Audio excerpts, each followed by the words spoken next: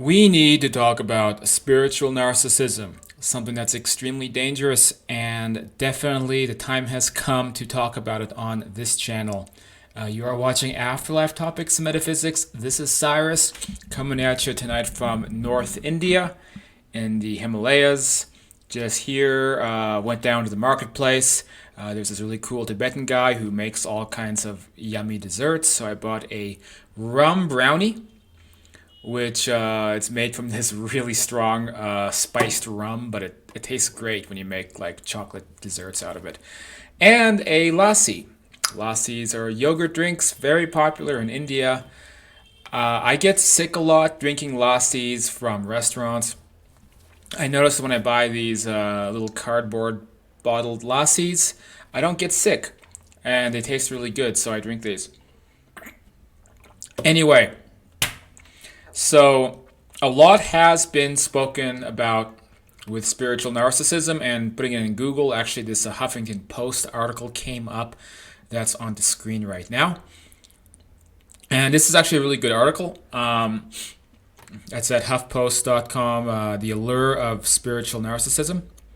And yeah, a lot of people have written about this subject because it is widely apparent when you go into spiritual communities that there's this kind of manipulative dark side or a manipulative undercurrent that happens, and a lot of people experience this, and I've been seeing it for a long time, and it's something for people to be very aware of. And I want to in particular talk about how this kind of dark manipulative side of spirituality, how people involved on that spectrum can do a lot of damage to people.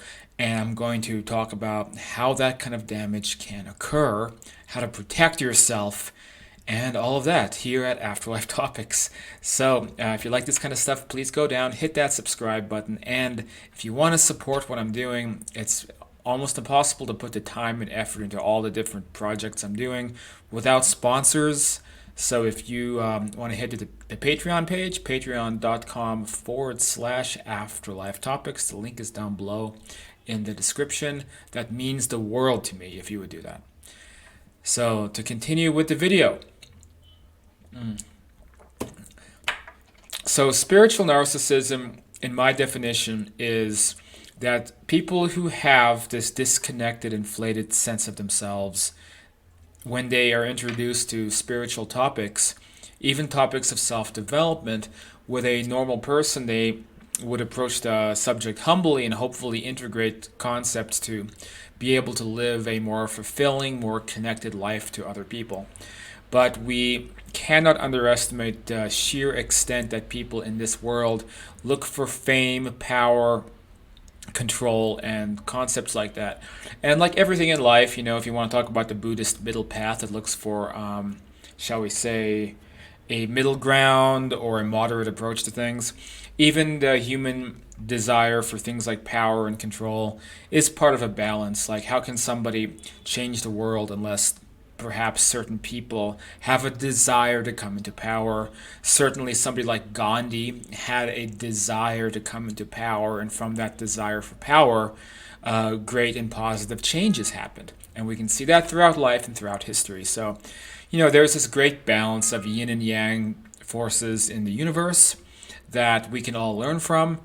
But when we deal with these particular personality disorders like narcissism, sociopathy, or what some call the dark triad, which also includes Machiavellianism, the concept of ends justifying the means, and doing whatever it takes to get ahead, even if those are morally questionable elements.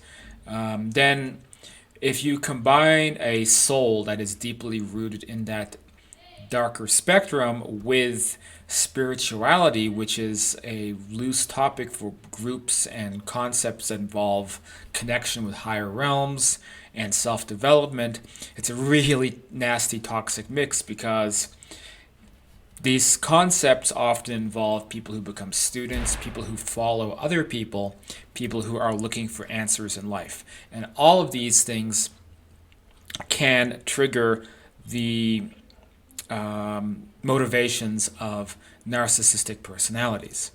And again, not every narcissist is an evil, bad person either. It can be somebody with an inflated sense of self-worth, and again, that inflated sense of self-worth can be used to do really, really good things in life. But when somebody is on this wrong path and they're introduced to spirituality, then it can also go badly very, very quickly, and narcissists can become toxic narcissists as well. And I'm not a psychiatrist by any means, but I do believe there is a distinction as well between people who are narcissistic and actual toxic narcissistic disorders, which is when things get dark and bad. So now that we know a little bit about what we're talking about, I want to really, there's not much time in this video, but I just want to talk at least about one concept in this that really stands out to me. So first of all, we all know, and I sometimes rail against the quote New Age movement, which by itself is well intentioned, but in communities where it's like you just throw any spiritual topic against the wall, whether it's Lemuria and Atlantis and chakras and energy points and near-death experiences and life after death, and then a dozen other things, and you just dive into all of that without really discerning the wheat from the chaff.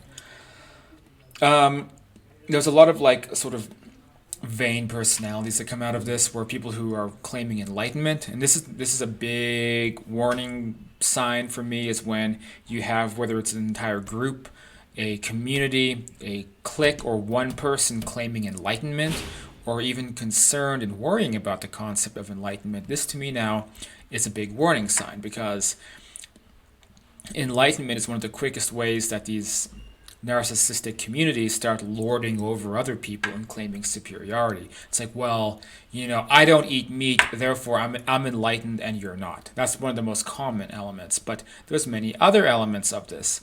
I meditate X amount of times per week, and so I am more enlightened than you are. And truly it is that definition of ego, and yet in the process of denying that they have an ego, they're actually performing behavior that is extremely egocentric. And that's a whole other concept as well. I don't believe that anybody can actually rid themselves of their individual sense of self, so long as we are individuals, so we can never be fully rid of an ego, nor should we want to be. But when somebody claims they have no ego and then act in ways that are really divisive and condescending to people, then it's the definition of hypocrisy, right? And so we've all seen this in certain communities when somebody starts acting this way, or acting very, very passive-aggressive and condescending while flowering it with new agey language like love and light and namaste. So they will put you down as badly as they can while making it seem flowery and nice. This way they feel like they have alleviated themselves of any kind of responsibility in doing so. And they get to put somebody down without being called out for their actions, because they fooled everybody else into thinking that they're being enlightened and higher than anyone else. And so whatever it is they're saying is now justified. And this really especially happens when you have somebody trying to be like a guru, and then they do this to other people, and then now they can get away with it. So the one, scariest subject of all of this, and what a spiritual narcissist can do to somebody, and why you need to have a really strong mental ability to resist this type of thing, is a terminology that I've just cooked up, and it has to do with false ego identification, or placing this upon somebody else. And so I'm going to explain what that is. So the idea of false ego identification. So this is a common topic. Eckhart Tolle talks a lot about this. It's when you identify with something that is not you, but you've now attached an identification to it. Eckhart Tolle talks about this a lot with guilt.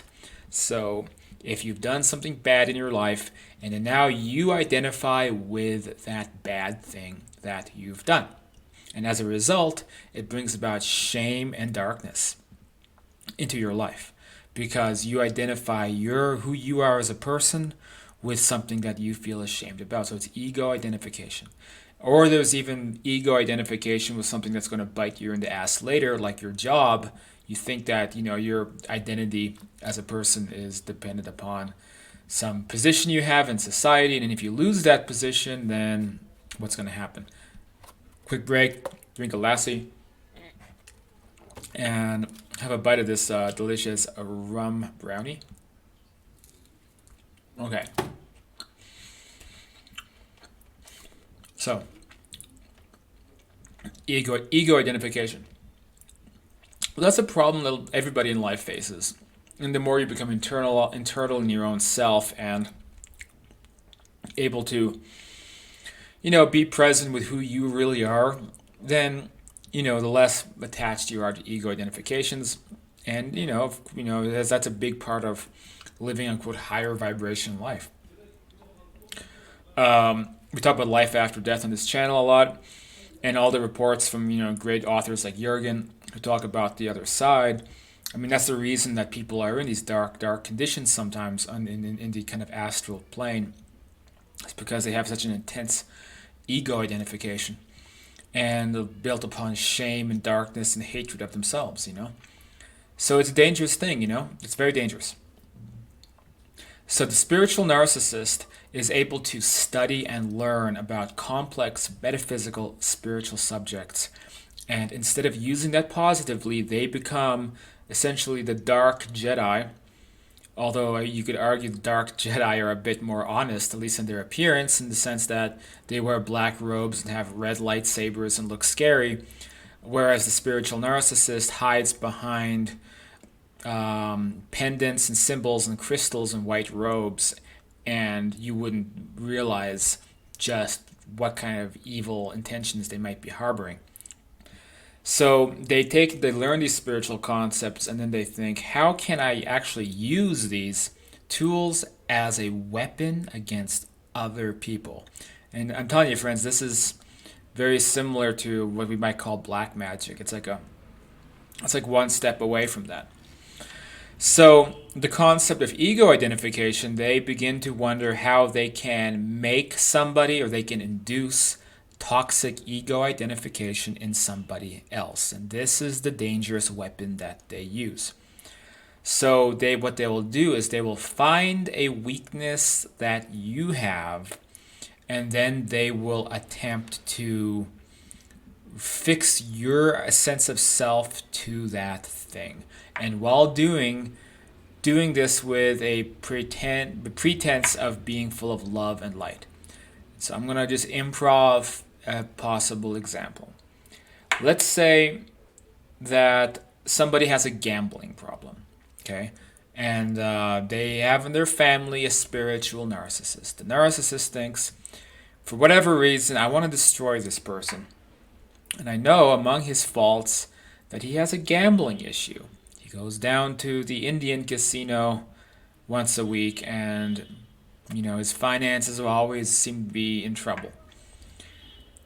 So what I will do is I will find a way to insert a sentence that will absolutely verify in his mind that he should be ashamed and hate himself for his problem. Not that he should be recognizing it and trying to get better from it.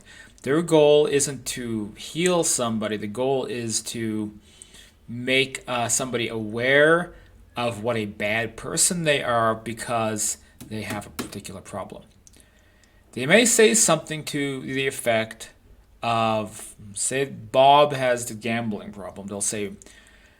They say, "Dear Bob, namaste, love and light.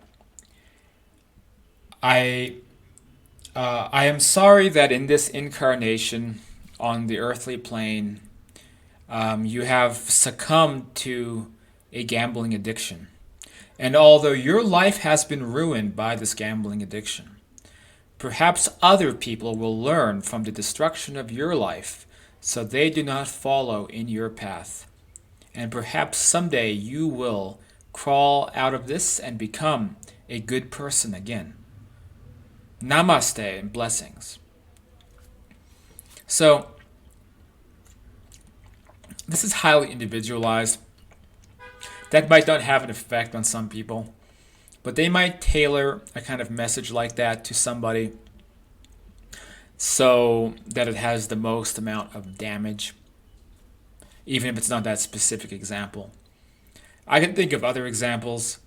Let's say somebody has something let's say somebody's depressed. Very common. A spiritual narcissist who wants to destroy that person is going to make them feel like that depression is some kind of divine appointed thing that they've cast upon themselves, and that their life is worthless as a result. They may even do this about physical illnesses. They may say, if someone's suffering from an illness, they may say that this person brought it about themselves, and truly it is a reflection of their character and what kind of person they are. So now, instead of just suffering from a disease like cancer, now they want the person to suffer from shame and guilt for having brought about the cancer, because they are actually a bad person. And so they may tell somebody with cancer that you brought about the cancer, and it's a reflection of your soul, and what a dark and how it's not of the light. And truly, if you were of the light, then you would have never had cancer. So just the fact you have cancer shows truly what kind of person you are. Again, this is the kind of weapon they might use. Let's say someone in their family has had reoccurring cancer, and maybe they want to get revenge on that person because of some stupid personal reason. And so they may find a way to tell them something to that effect.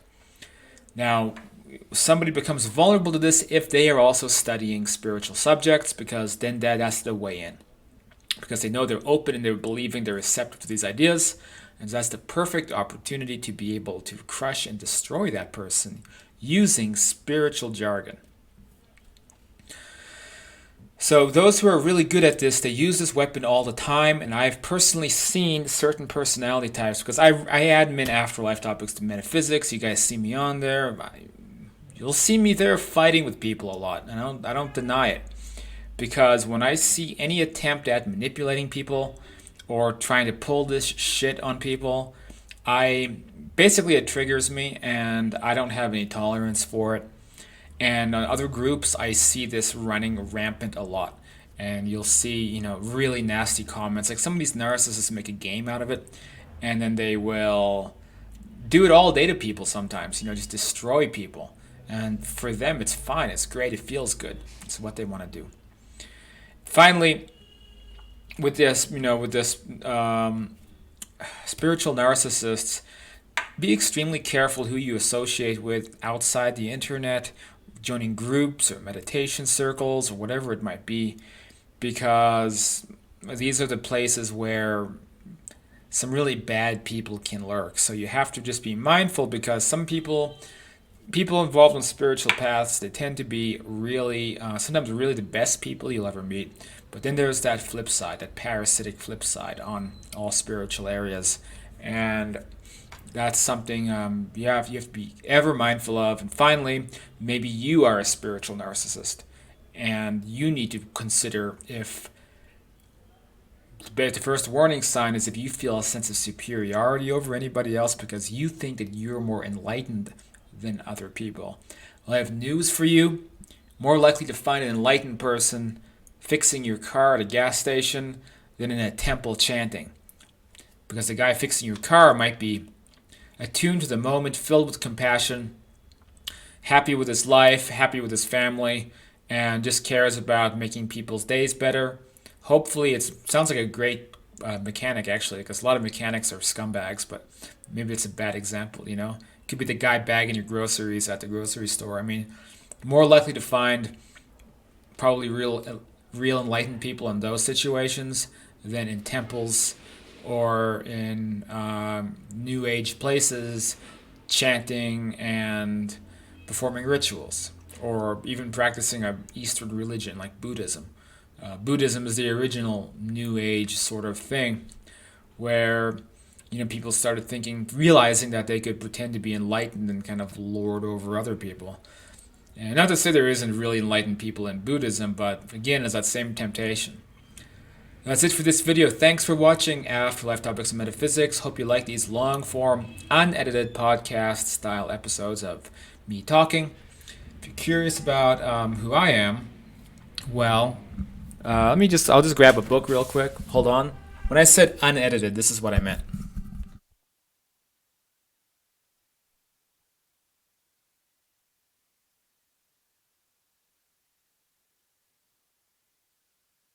Okay. Understanding Life After Death, Amazon or Kindle. Talk all about the objective evidence for life after death. What happens when we kick the bucket and we enter a parallel dimension that societies erroneously call a spirit world. The continuation of life, big subject, but that's what we talk about here. You can buy it if you're interested, as well as the afterlife and beyond. Join the Facebook group Afterlife Topics and Metaphysics, and leave some comments down below. Tell me what you thought and your experiences dealing with spiritual narcissists, because I want to hear them. This is Cyrus, and I will see you guys on the next video.